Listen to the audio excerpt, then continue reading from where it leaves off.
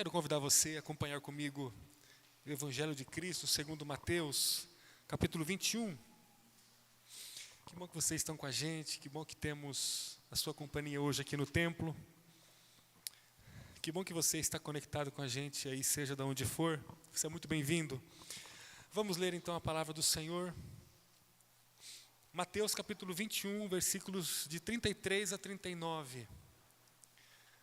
A Sagrada Escritura nos fala assim: ouçam outra parábola. Havia um proprietário de terras que plantou uma vinha, colocou uma cerca ao redor dela, cavou um tanque para prensar as uvas e construiu uma torre. Depois, arrendou a vinha a alguns lavradores e foi fazer uma viagem. Aproximando-se a época da colheita, enviou seus servos aos lavradores para receber os frutos que lhe pertenciam. Os lavradores agarraram seus servos, a um espancaram, a outro mataram e apedrejaram o terceiro. Então enviou-lhes outros servos em maior número, e os lavradores os trataram da mesma forma. Por último, enviou-lhes seu filho, dizendo: meu filho respeitarão. Mas quando os lavradores viram o filho, disseram uns aos outros: este é o herdeiro. Venham, vamos matá-lo e tomar a sua herança. Assim, eles agarraram, lançaram-no para fora da vinha e o mataram. O tempo da colheita é a nossa temática de hoje.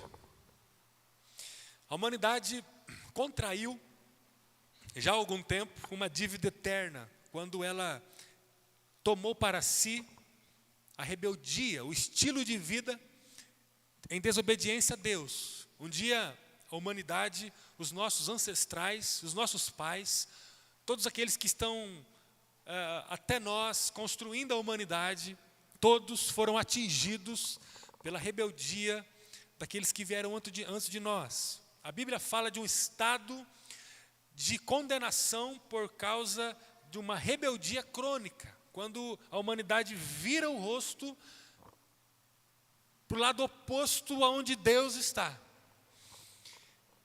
Por graça, amor, misericórdia, a Bíblia nos revela um plano de Deus em que envia Jesus, o seu unigênito, o seu único filho, para vir ao mundo, viver um tempo da humanidade, vestir as roupas da humanidade, ser filho de uma família, trabalhar, cansar, ter fome, ter necessidades fisiológicas das mais naturais possíveis, para que ele pudesse sentir e estar na nossa condição de humanidade, e nessa condição, e somente nessa condição de humanidade, ele pagar um preço fortíssimo de cruz.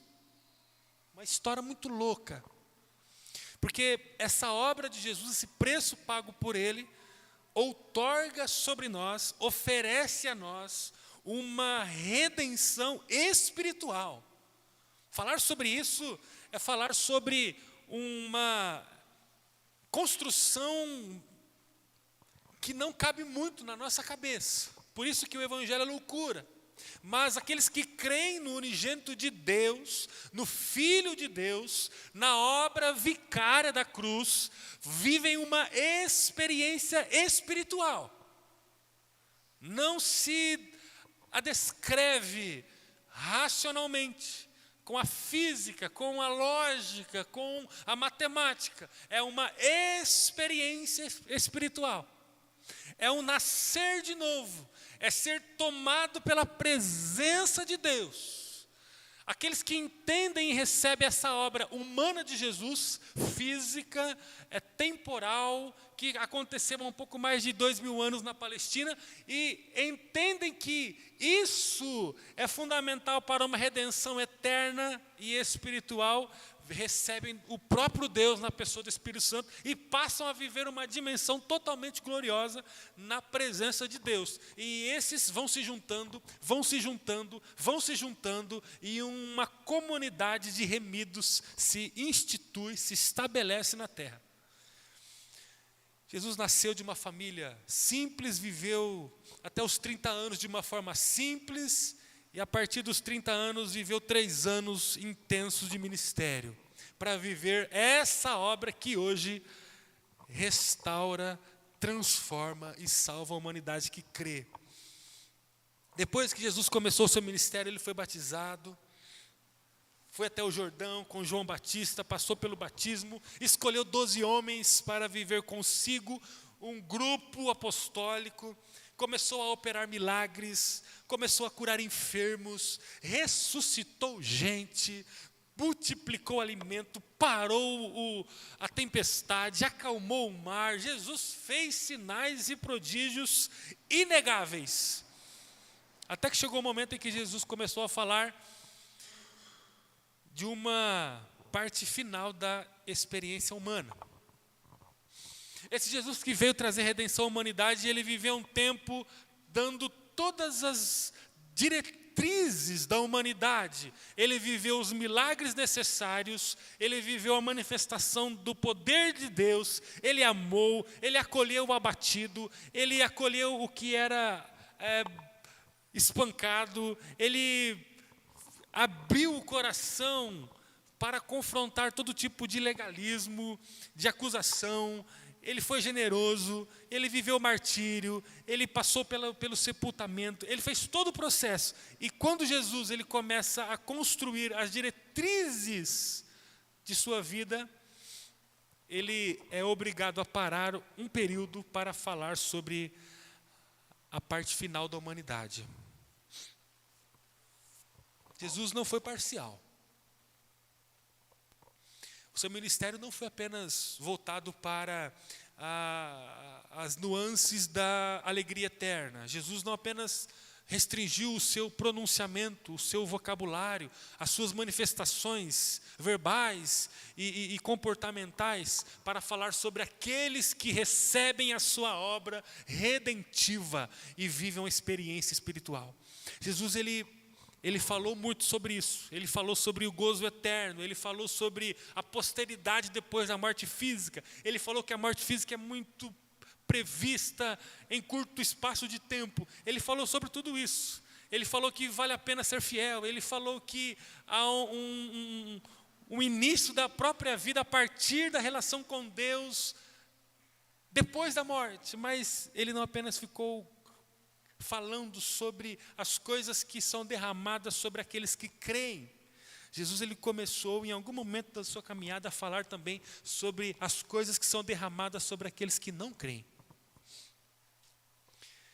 Interessante que depois de muitos sinais e milagres, depois de muito pregar o reino, depois de muito acolher a humanidade sofrida, Jesus começou a anunciar o tempo em que todos deveriam prestar contas ao Pai. A mensagem de Jesus não mudou. É certo que em Jesus há uma fonte eterna de vida, paz, restauração, alegria, perdão, amor, redenção.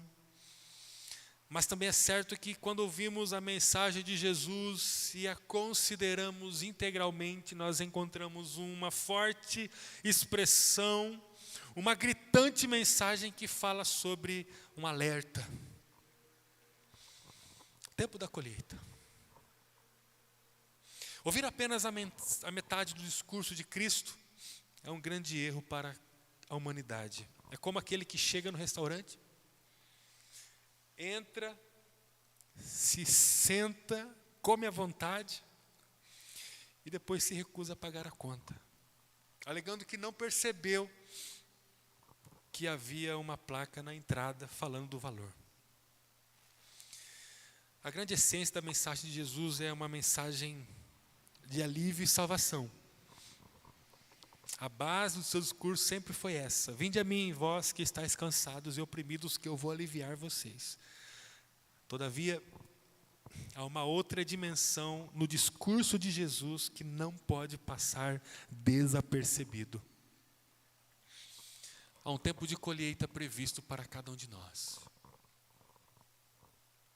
Há um tempo de colheita previsto para cada um de nós. Diga ao seu coração: há um tempo de colheita previsto para mim. Um dia eu vou me deparar com esse tempo.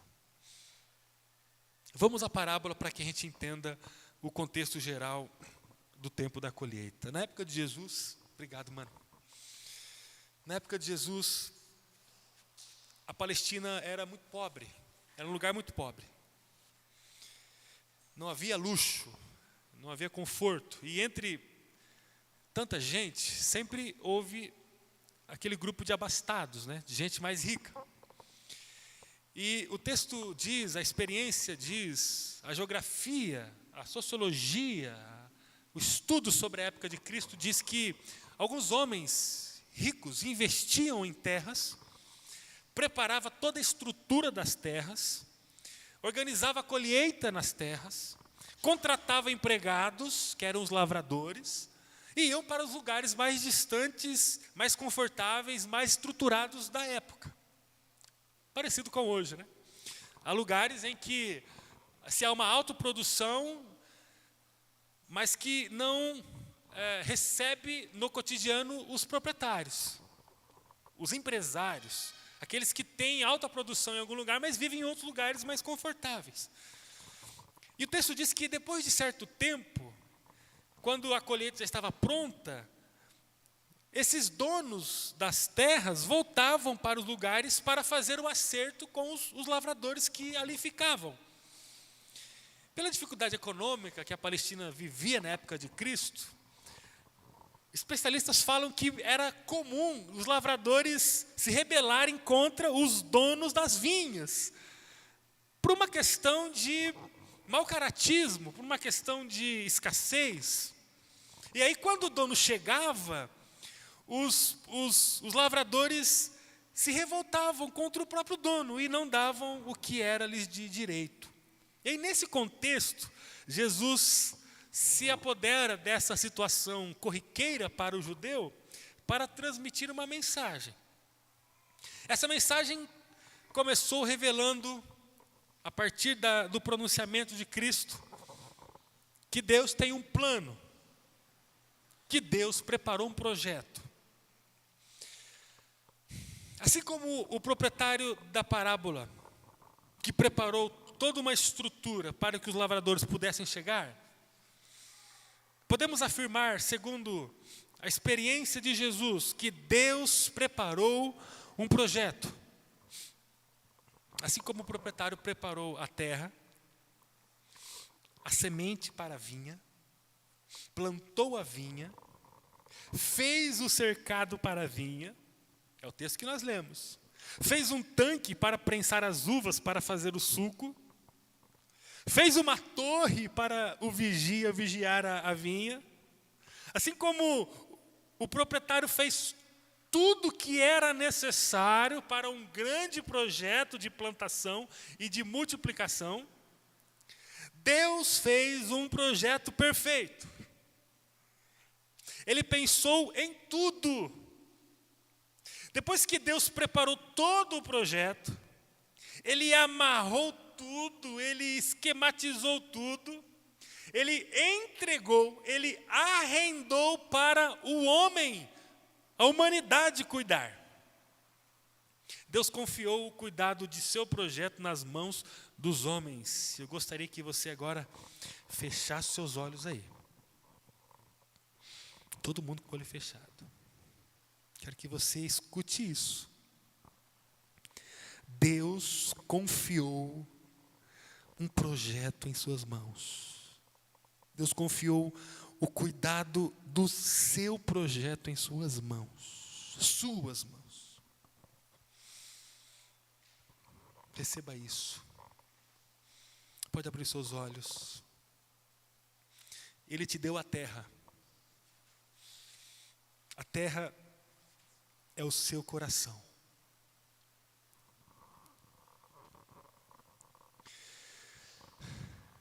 O seu coração já está preparado para uma ótima colheita. Deus te trouxe aqui como um sinal de que o seu coração está apto para um tempo de fartura.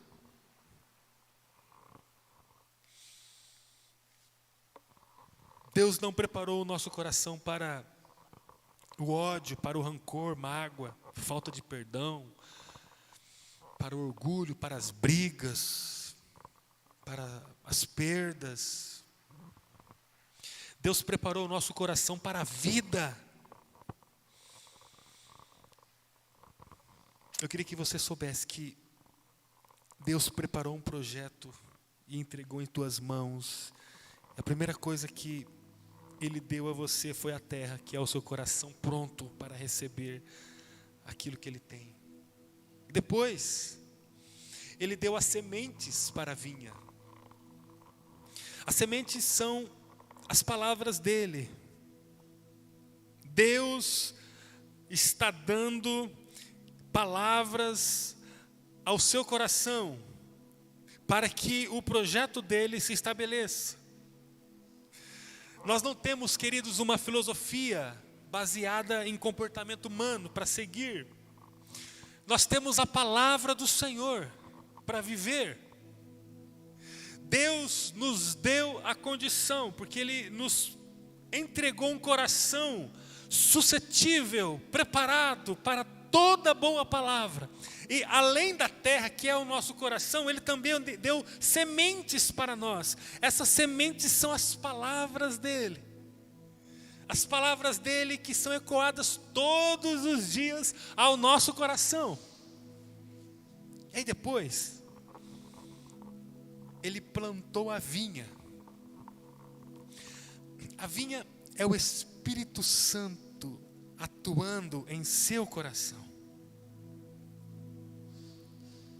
O Espírito Santo está movendo-se entre nós nesses dias. Como diz o texto sagrado, um pode plantar, outro pode regar, mas o Espírito vai gerar o crescimento. O que o texto está dizendo através do apóstolo Paulo em 1 Coríntios é que somente o Espírito pode gerar o plantio, o despontamento, a germinação da semente. É o Espírito que está atuando em nós, Ele está mexendo no seu coração, Ele está tocando em você todos os dias, em maneiras diferentes, em momentos diferentes, para dizer que o seu coração está recebendo uma semente rica e que está acontecendo um plantio no seu coração, porque o Espírito está atuando em você. Além de dar a você um coração pronto, além de dar as sementes certas, e além de ter o Espírito trabalhando no seu coração, segundo o texto, Ele também fez um cercado para você. Esse cercado que Deus entregou em sua mão, para que a sua vinha possa crescer bem, é a comunhão do seu povo. Vou falar uma coisa para vocês.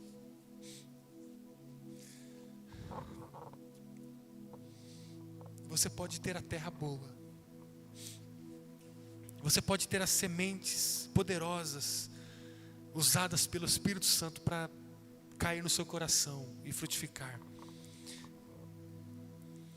Mas se você não se enxergar dentro do cercado que Deus preparou para que a sua vinha possa crescer, você está em perigo. Porque ninguém está seguro solitariamente. Irmãos, espiritualmente falando, uma pessoa só pode ter a sua fé segura à medida que ela se inserir totalmente na convivência do povo de Deus. O povo de Deus é o cercado que o próprio Deus fez para a sua vida.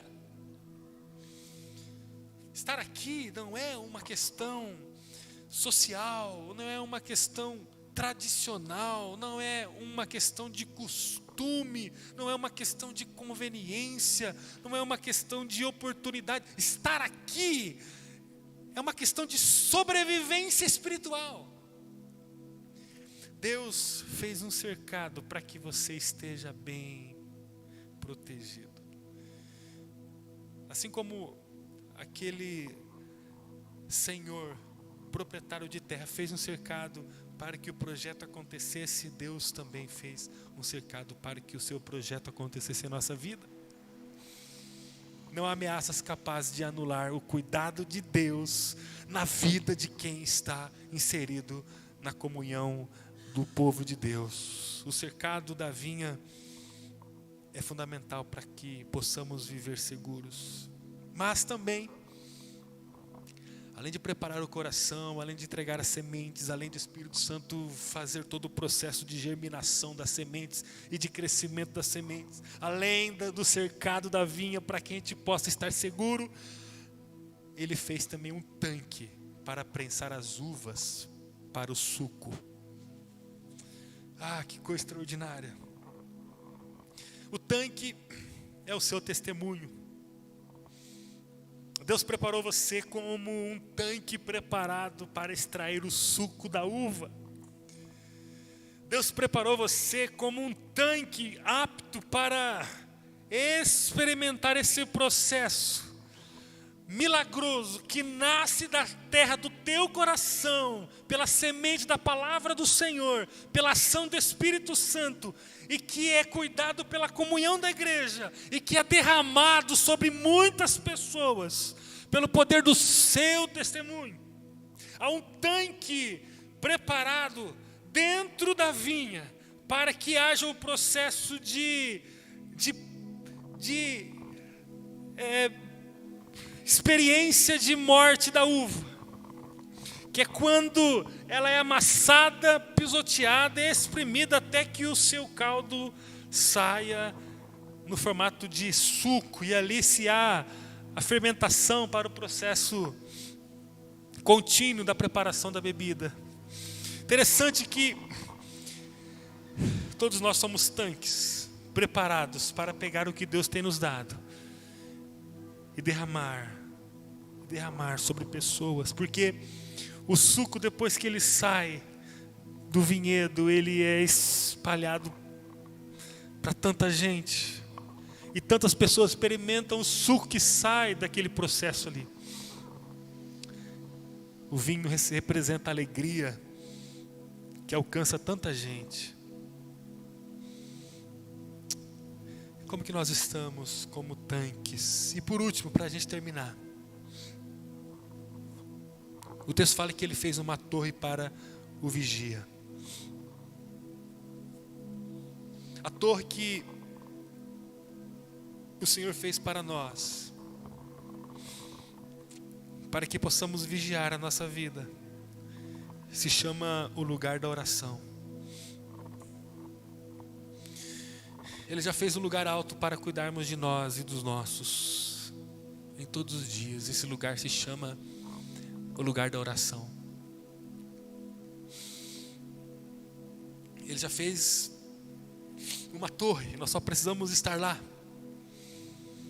É um lugar secreto, é um lugar onde vivemos a esfera do Espírito, onde vivemos a modulação da nossa vida. É na intercessão que nós somos fortes, seguros, imbatíveis. Meus irmãos, Jesus contou tudo isso para dizer que o tempo da colheita um dia vai chegar. E esse tempo ele será representado para cada um de nós como um período mais importante da nossa vida, porque nós vamos prestar contas daquilo que nós estamos fazendo hoje. Queria que você orasse comigo agora.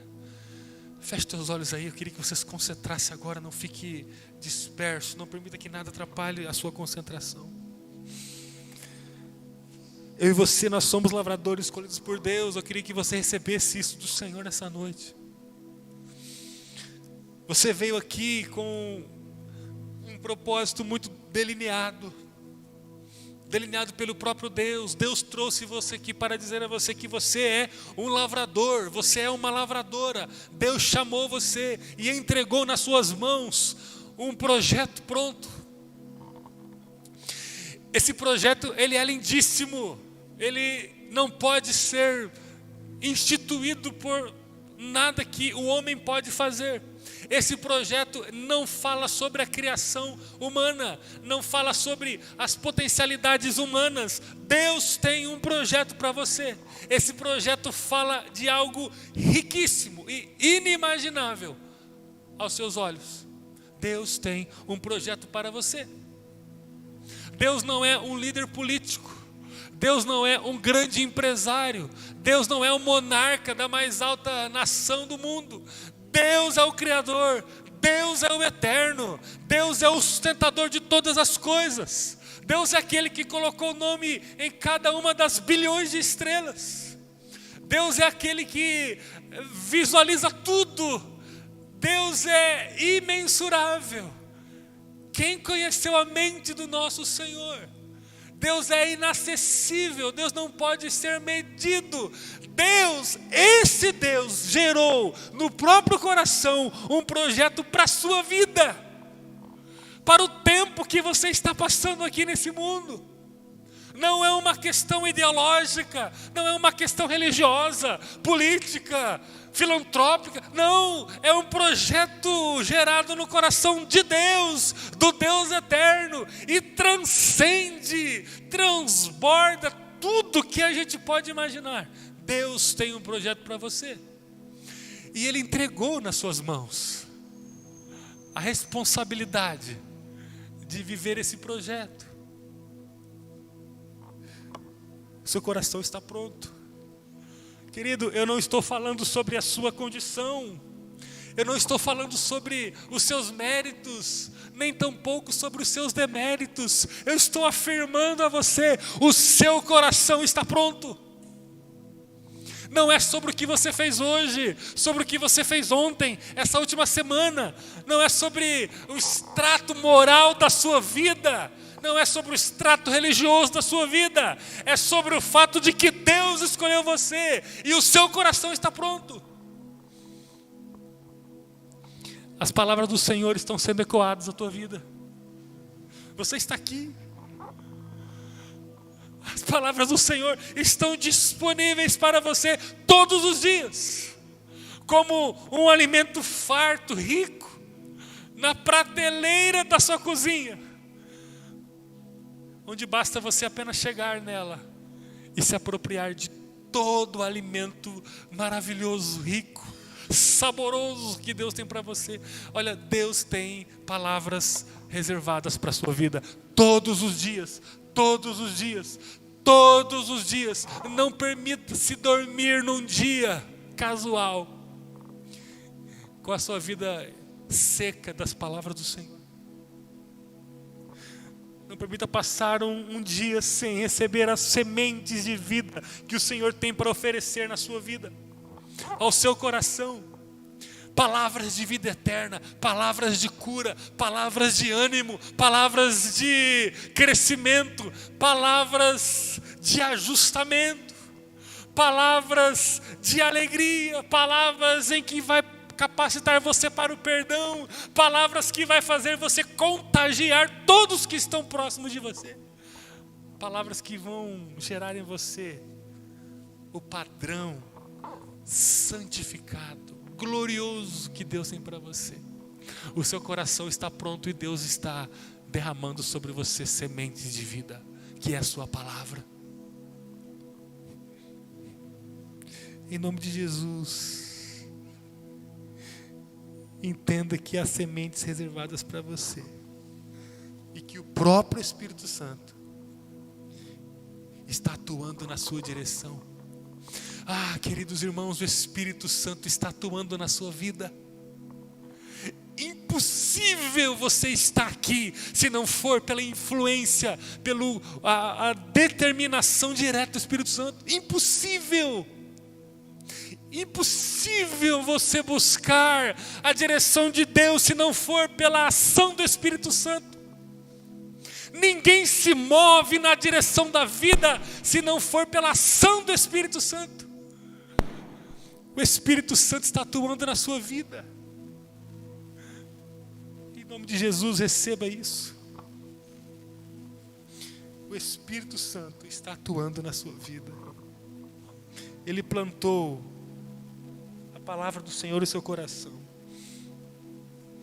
E olha que coisa maravilhosa, Ele fez um cercado para você ficar seguro. Esse pessoal que está ao teu lado aqui agora é o pessoal que o Senhor tem colocado como cerca para a sua vida. Mas é um pessoal meio problemático, né? Nós somos, mas é o que Deus colocou para cuidar de você. E Ele vai usar essas pessoas com todas as limitações delas para cuidar de você. Dê um passo para fora do cercado e você estará em segurança. Que coisa maravilhosa. Nós temos o nosso coração pronto, temos o Espírito falando ao nosso coração, implantando as palavras do Senhor, e temos um lugar de segurança.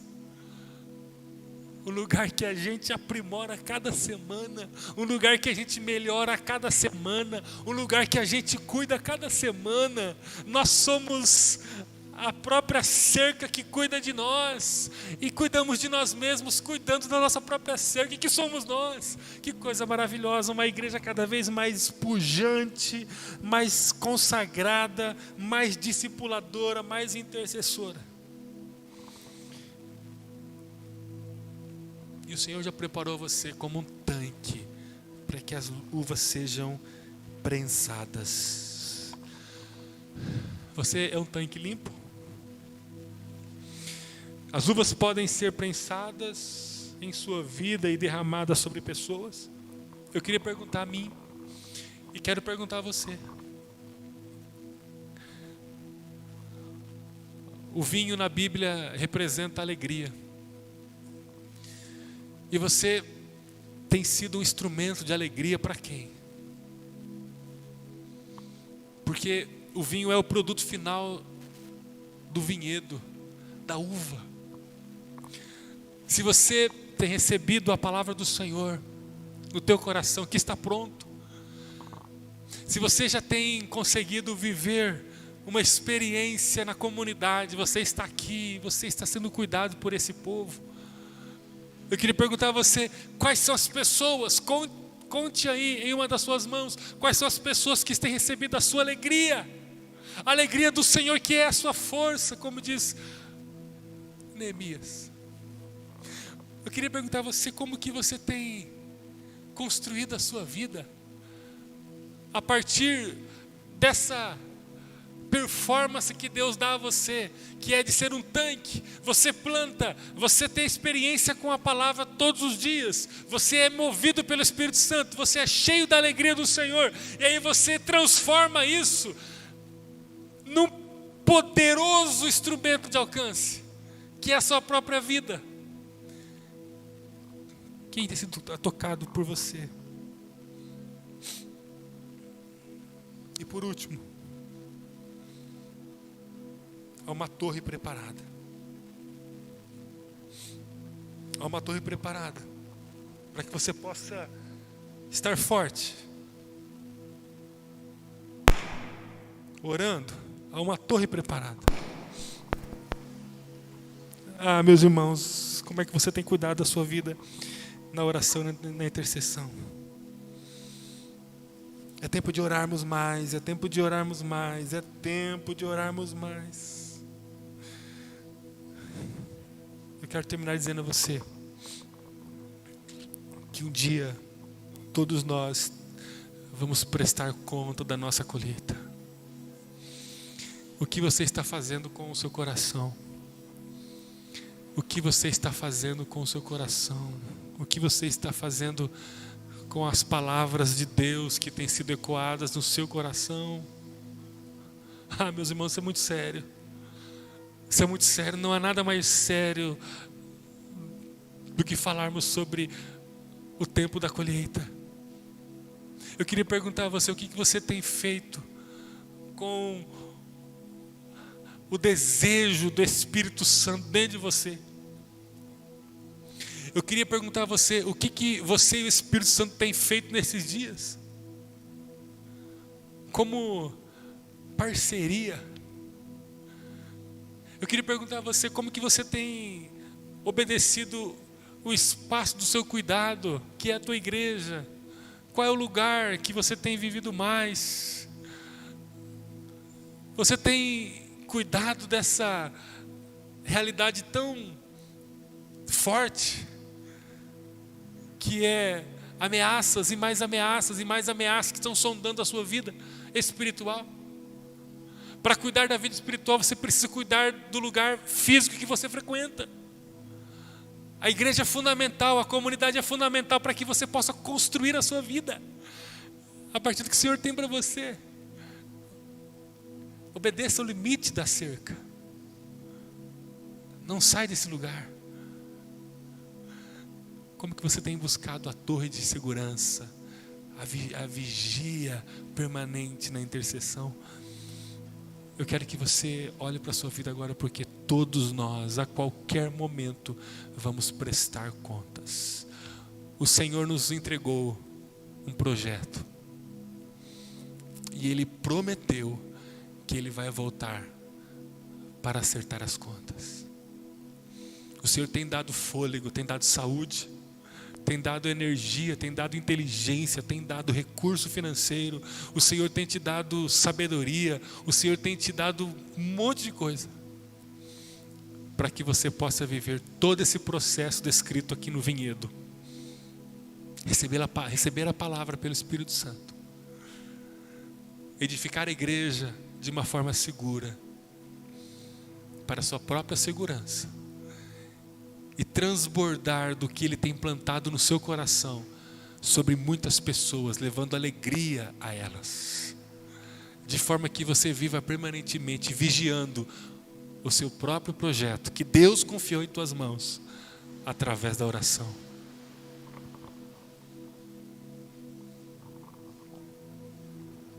Meus irmãos, é tempo de quebrarmos o nosso coração.